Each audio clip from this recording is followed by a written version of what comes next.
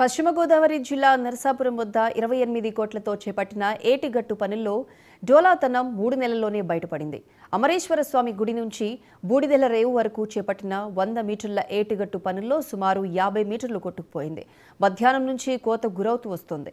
గుర్తించిన స్థానికులు భయంతో పరుగులు తీశారు. ప్రస్తుతం వరద లేకుండానే గట్టు కోత గురి కావడంతో పనుల నాణ్యతపై పొన్నపల్లి వాసులు ఆగ్రహం వ్యక్తం చేస్తున్నారు. ఈ పనుల తీరుపై ఇటీవల మాజీ ఎమ్మెల్యే బండారు మాధవనాయుడు తీవ్ర స్థాయిలో విమర్శలు చేశారు.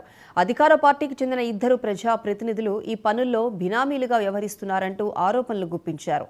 పనుల నాణ్యతలో నాసిరకమైన రాళ్లు వినియోగిస్తున్నారని, ప్రభుత్వం దీనిపై విచారణ చేయించాలని డిమాండ్ చేశారు.